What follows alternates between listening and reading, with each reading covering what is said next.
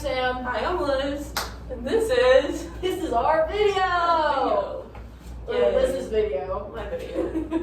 I'm gonna start with this joke. Okay. Just kidding. Guest starring Sam. Yes, sorry, right here. Okay.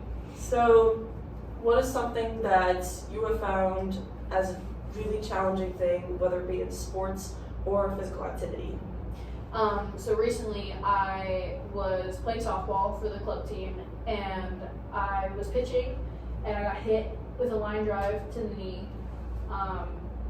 So I was on crutches for a week because I couldn't really put any pressure on my leg, and it was pretty swollen. So they put me in a brace to help stabilize my knee, and I'm kind of in the brace indefinitely until I can go see like the trainers here on campus and figure out what's wrong with my knee. But like I've been in situations like this before. I've been injured. It's just it's a part of being an athlete. But definitely these kinds of injuries where there's a difference between won't do it and can't do it, and can't do it is it's mentally taxing for me at least, and it kind of affects the rest of my life as well, especially since I love going to the gym and I love working out, and I can't do that the way I want to when I'm in a knee brace or when I physically can't perform an exercise. So that's been challenging. Okay.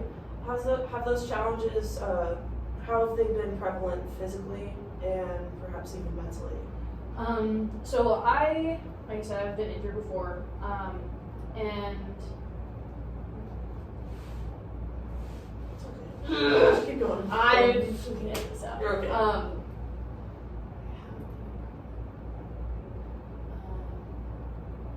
Because physically, I'm sure it's really painful to be walking everywhere, especially on a campus that is so full of faraway buildings. Yeah. I've definitely had to adjust my routine, and like I drive and park in the dirt lot because most of my classes are on that side of campus. But I have to give myself extra time to get out of the parking garage, especially since we're in the rivers. We're a little farther from campus, and I can walk, but it does get uncomfortable when I have to walk farther distances. And I think adjusting my routine as well has been interesting because I have to give myself more time to get places, but I also have to adjust for my workouts, and actually, like, I can't do anything for my lower body. So all this progress that I built up working out at the gym consistently for the past, I don't even know how long, 6 days a week, maybe sometimes 7, especially been focusing on my legs and trying to grow my leg muscles, and having to completely stop is really frustrating because of how hard I've worked. I know how hard I've worked, and I know that it's just a setback, but I know it's like my muscles, I can't help them grow right now. So focusing on my upper body it's been nice, but it's also been kind of frustrating because I really do want to work out with my legs. Yeah, that sounds very mentally taxing just because you built up so much progress, and then now you have to all of a sudden adjust to doing only maybe one section of your body per day. And I'm sure the travel to classes and adjusting your schedule can be a little bit hectic as well. Yeah, definitely. How about control? Do you feel as though you've lost a sense of control? Yeah, definitely. I think being an athlete, like, we're so used to having a set schedule and having a routine. You go to practice X amount of days a week, and then you train outside of practice X amount of times, and like you do certain things so that you can perform to the best of your ability. And when you can't do that, you lose. In a way, you do lose control over your life, and that's definitely prevalent with me right now because I'm very used to my routine. I love making plans. I love making like lists and having things to check off my list, and I love it just helps set my days up so that I can be productive and so that I don't get to be too procrastinate too much. And when injuries like this happen, it's definitely very hard to get used to the new schedule, or the new routine, just because you know that you should be doing something else, but you physically can't. Like, you know that you can't play, and so watching your teammates play in places where you play is really hard. But I think definitely it helps me grow from a leadership standpoint, because I can sit back and I can watch and try and help other people grow and get better at playing softball and just in sports in general, and kind of help instruct when coaches don't notice things, or if there's a lot of people and there's something that some people are doing that's not being recognized, then I can help with correcting that and giving instruction from things that I've learned. So teaching from experience. Okay, yes. Is helpful. Yes, so like being a good role model, it seems like it even bleeds through the physical activity, exercise, sport, performance kind of way. It seems like you connect with the sport through, or it seems like almost everything else in your life, through knowledge and being able to guide other people through that activity, whether it's sports or academics. It seems like you really want to be able to know it first and then be able to teach it. Yeah, definitely. Does that give you more control or sense of control? It really does. And being able to be prepared and have that kind of knowledge, I think is also really useful just in life in general, because in a way it becomes common knowledge to myself or to oneself, and it can be applied throughout most aspects of life. Okay, well, good to know. How about when it comes to control in these, traumatic and unexpected types of instances, for example, with your knee? How have you felt yourself losing control in the past, and what would you do perhaps now, and what did you do then to help yourself feel in control again? So in the past, I actually had heart surgery the summer before my senior year, and I was out for 6 months, so I wasn't able to play my senior year of soccer, and I was on varsity, so that was a real kick in the butt. And because of COVID, I wasn't able to play softball senior year of high school. So dealing with that was definitely really difficult because I couldn't really do anything.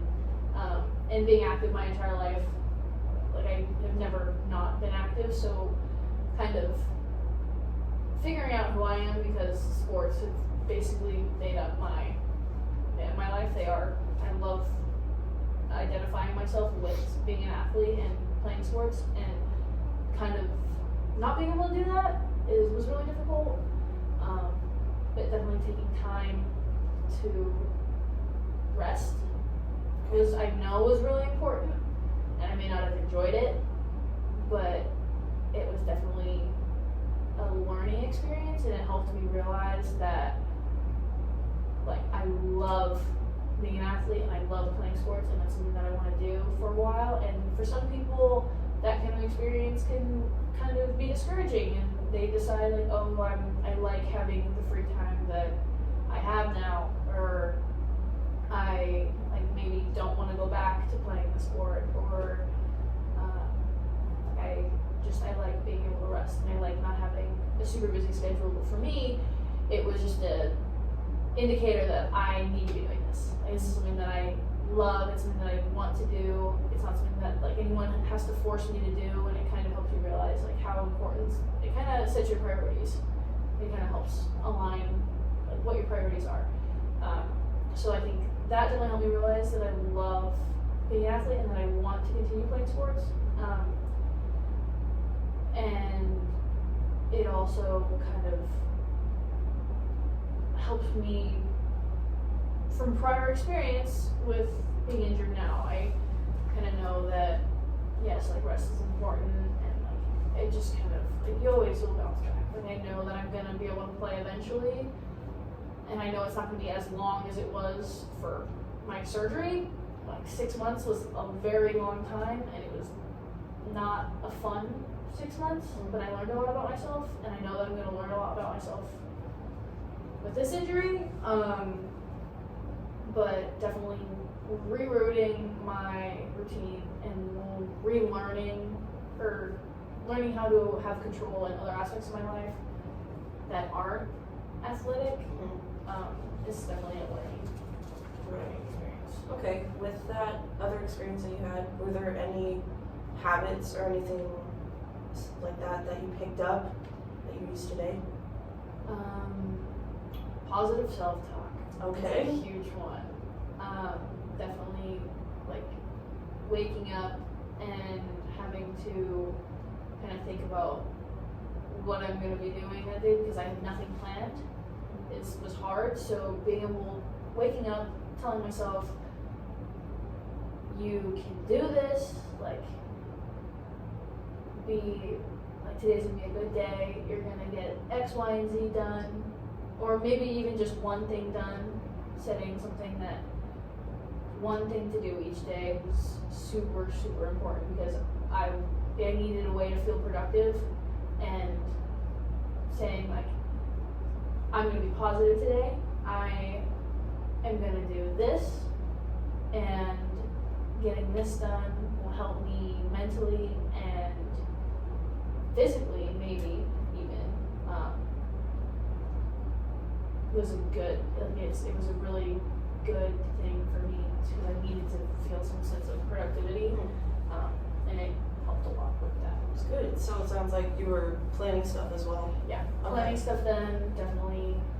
It took a while to figure it out, but once I figured it out, now like I do it every day today. I'm like, I'm gonna try and walk this far, or I'm maybe not gonna drive to one of my classes. Like I'll drive to one of them in the morning, so I'm not late because I wake up early. And then I'll walk to my later class, or I'll walk to go get food instead of driving to go get food. Just little things every day were helpful. It's good. It seems like you're still applying that stuff to this current trial that you're having at the moment, and would you apply it? Do you apply it even outside of challenging instances that you have?